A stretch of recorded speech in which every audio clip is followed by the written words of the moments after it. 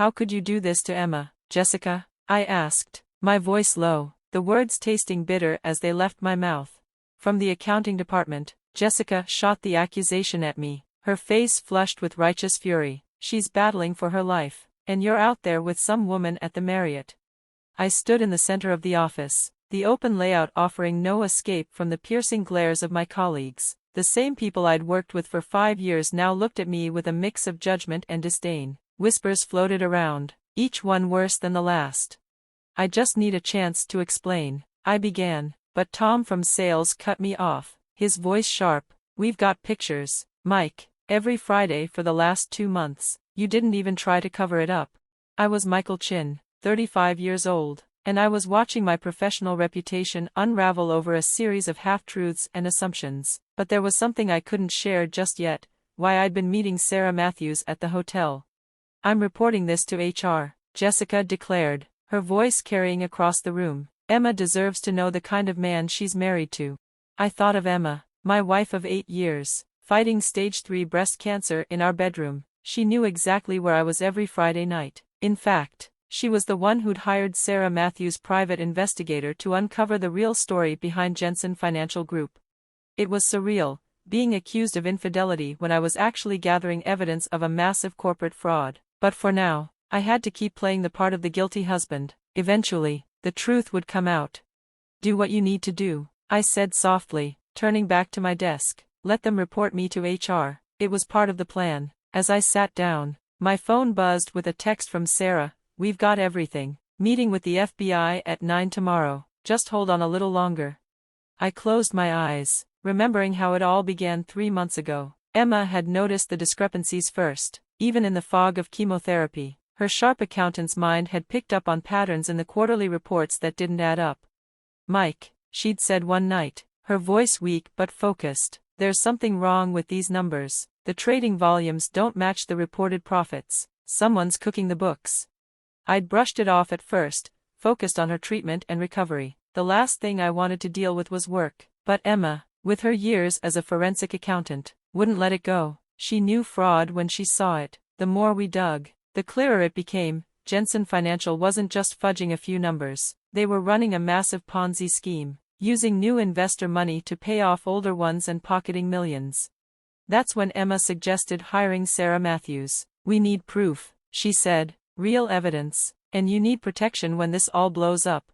So began my Friday night meetings with Sarah at the Marriott. We'd pore over documents, building the case piece by piece. The hotel was chosen for its perfect balance of visibility and discretion. We knew a few colleagues frequented the bar, so it was easy to stir rumors without drawing too much attention. I was jolted back to the present when someone tapped my shoulder. Mark, my supervisor, stood there, his face grim. HR wants to see you, he said, avoiding my gaze. I nodded and gathered my things, heading for the elevator. I could feel the eyes of my coworkers on me, no doubt assuming I was about to be fired in disgrace. They weren't entirely wrong. Fired? Yes. Disgrace? Not on my watch. Patricia from HR was waiting in her office, looking uneasy. Michael, we've received some concerning reports regarding your personal conduct, she began.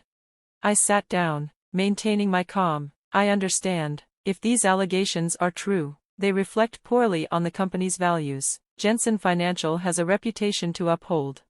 I almost laughed at the irony. Jensen's reputation was about to be shredded, and not because of my supposed infidelity. We'll need to place you on administrative leave pending investigation, Patricia continued. Please turn in your badge. Actually, I interrupted, pulling out my phone. I need to take this call. It's my wife. Patricia's expression softened, the mention of Emma's cancer doing what the facts couldn't. She nodded, and I stepped into the hallway. Everything okay? Emma's voice sounded tired but still strong. They're putting me on leave, I said quietly. Jessica and the others reported me for the hotel meetings. Emma managed a dry laugh. Perfect timing. Sarah just confirmed the FBI meeting. Did they ask for your badge yet? Just about. Don't worry, I made copies of everything last week. My brilliant wife, I whispered. Go, she said softly. Let them fire you with dignity. I'll see you at home. I returned to Patricia's office, where she finished the suspension process. I handed over my badge, packed up my things, and walked out of Jensen Financial Group for what I knew would be the last time. The next morning, I met Sarah at a different hotel, this time for our meeting with FBI agents Morrison and Chen, no relation. "Your colleagues did you a favor," Sarah said as we waited. "Being suspended means they can't accuse you of stealing documents. Everything you gathered was while you were still a legitimate employee." I nodded, thinking about all the evidence we'd compiled. Emma had been right, the fraud ran deep. Senior management had been running the scheme for years, covering their tracks with increasingly sophisticated methods. The FBI agents arrived on time. Agent Morrison, a no-nonsense woman in her 40s, got straight to business. "Mr. Chin, we've reviewed the evidence you and Miss Matthews have gathered, combined with Mrs. Chin's financial analysis. We have a solid case for long-term securities fraud. These transaction records are particularly troubling," Agent Chin said, laying out the documents I had collected. "Can you walk us through how you obtained these?" For the next 2 hours, I detailed everything I'd uncovered over the past months, the patterns Emma had noticed, the discrepancies in trading, the offshore accounts, and how investor funds were being misused. "What made you decide to gather evidence instead of reporting it right away?" Agent Morrison asked. "My wife," I said simply. Emma knew we needed irrefutable proof. She spent her career investigating fraud. She knew how easily things could be covered up without solid documentation. The agents exchanged looks. Mrs. Chin's analysis was instrumental in understanding the full scope of this fraud, Agent Morrison said. "Her expertise is clear in the way the evidence was gathered." "That's my Emma," I said, a small smile tugging at my lips. I said proudly. Even in the midst of fighting cancer, her mind remains as sharp as ever. As we wrapped up the meeting, Agent Chan handed me his card.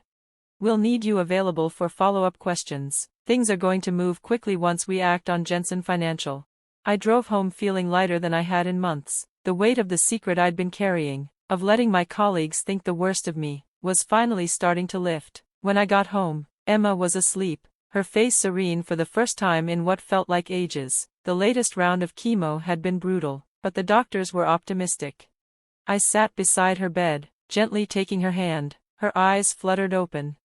"How did it go?" she asked, her voice soft.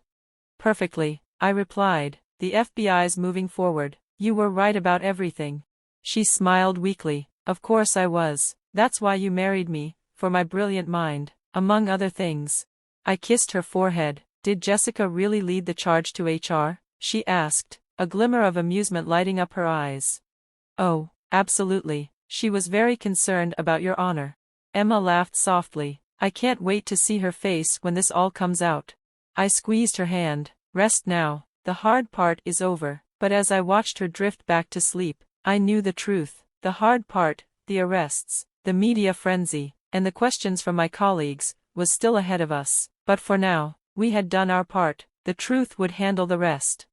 My phone buzzed with a text from Sarah. "FBI moving in tomorrow morning. Be ready for the storm."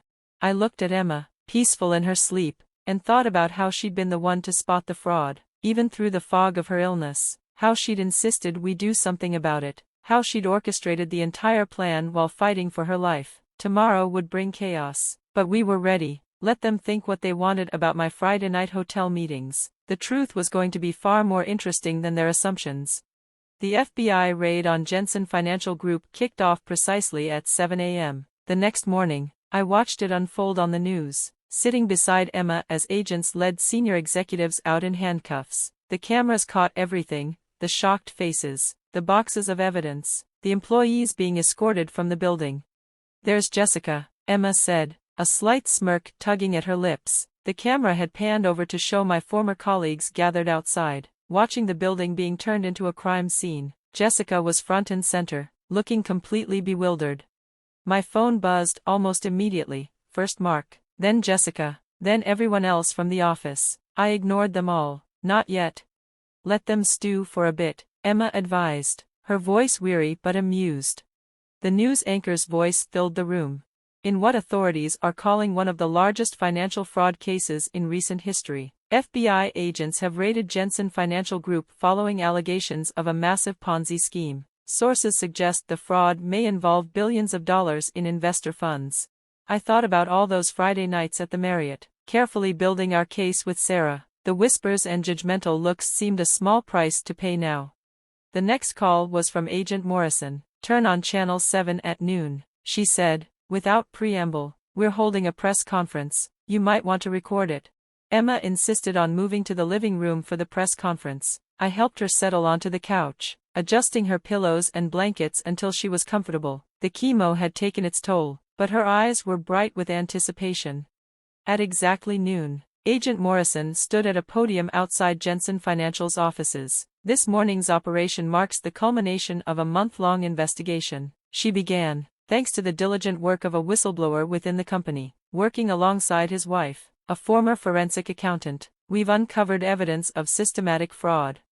My phone exploded with notifications. Apparently, my former colleagues were beginning to put things together. "Michael, please call me back. We need to talk, Jessica." Oh my God, was this what the hotel meetings were about? "Tom. I think we made a huge mistake, Mark." Emma chuckled weakly at the messages popping up on my screen. "Should we tell them about Sarah's FBI credentials, or let them keep thinking you were having an affair?" Before I could respond, the doorbell rang. Through the security camera, I could see Jessica standing on our porch, nervously shifting from foot to foot. "Well," Emma said, raising an eyebrow, "this should be interesting." I opened the door, blocking the entrance. Jessica looked like she hadn't slept, her usual polished appearance now slightly disheveled. "Michael, she began, then stopped, her face turning crimson. "I don't know what to say." "That's a first," I said dryly. "We were so wrong," she blurted out. "The hotel meetings, the woman you were meeting with, her name is Sarah Matthews." I nodded. "She's an FBI consultant, and yes, every Friday night meeting you so diligently reported to HR was about documenting fraud at Jensen. But why didn't you tell us? Why let us think?" "Come in," Emma's voice called from the living room. "I'll explain everything." Jessica's face went pale when she saw Emma, wrapped in blankets, clearly recovering from chemotherapy, but her expression was sharp and amused. "It was my idea," Emma said as Jessica awkwardly perched on the edge of our armchair. "We needed people to notice the meetings but not understand them. Your assumptions about Michael's character gave us the perfect cover." I don't understand," Jessica stammered. "The more people focused on Michael's supposed affair," Emma continued, "the less likely anyone was to question what was really happening at Jensen Financial. What he was really doing," Emma explained. "Every disapproving glance, every whispered accusation, only strengthened our cover." Jessica looked like she might cry. "We reported you to HR, we tried to get you fired." "Actually," I interjected, "getting suspended was part of the plan. It helped protect me legally. Everything I gathered happened while I was still an active employee. The timing of the suspension was perfect." "The whole office thinks you're a cheating monster," Jessica whispered.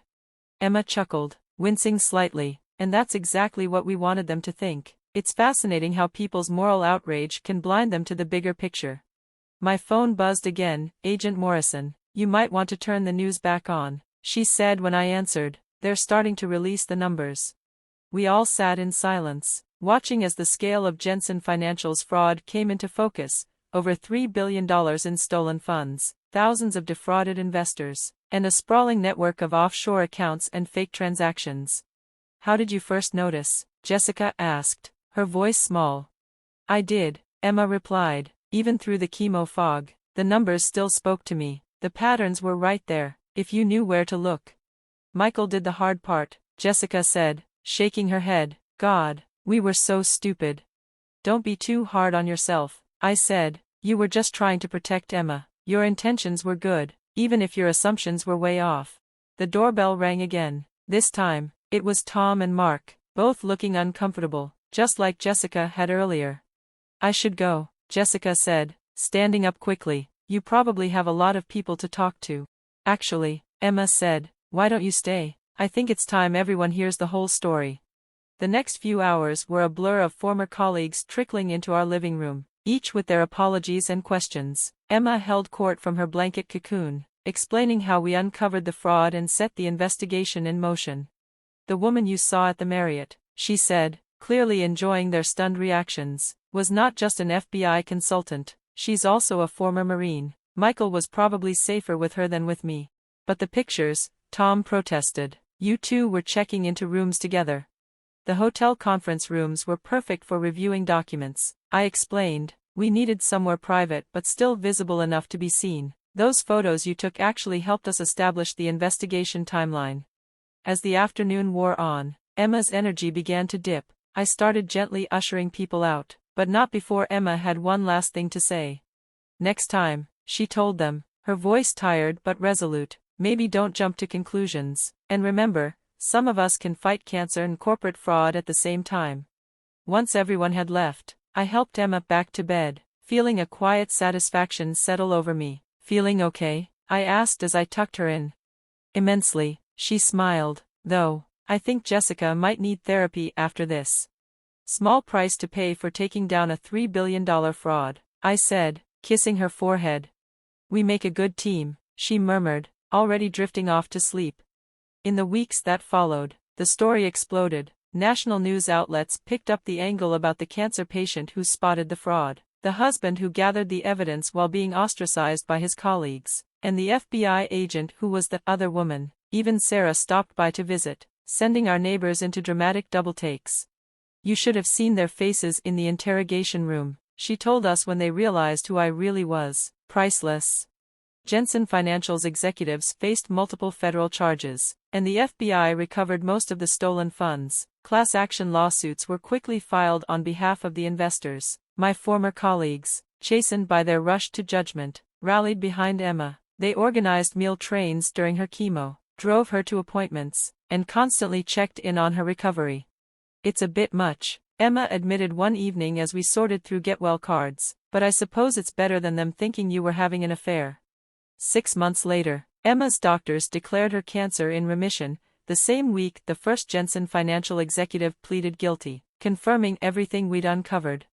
I received job offers from prestigious firms, all eager to hire the whistleblower who helped expose one of the largest financial frauds in recent history. But I had other plans. Emma and I decided to launch our own consulting firm, focusing on fraud detection and prevention. Our first client, the FBI. Life is funny, Emma remarked one night as we worked late in our home office. If I hadn't gotten cancer, I might never have had the time to study those reports so closely, and if our colleagues hadn't been so quick to judge me, we might never have had such a perfect cover. I added, and if people hadn't been so eager to find affairs and scandals, they might have seen the real crime happening right in front of them. We shared a laugh, shaking our heads. The whole thing was absurd: cancer, corporate fraud, fake affairs, and ultimate redemption, all rolled into one bizarre package. Jessica still can't meet my eyes when we run into each other, despite my assurances that all is forgiven. Tom sent us an absurdly expensive gift basket with a card that read, "Sorry, we thought you were a cheating scumbag. Congratulations on taking down the bad guys." Sarah still meets us at the Marriott occasionally, but now it's just for drinks and catching up. Sometimes, we spot people doing double takes, probably wondering if they're witnessing another scandal in the making. Let them wonder, Emma always says with a wink. People see what they want to see. And she's right. Sometimes the best way to hide the truth is to let people believe the lie they've created. We learned that lesson well.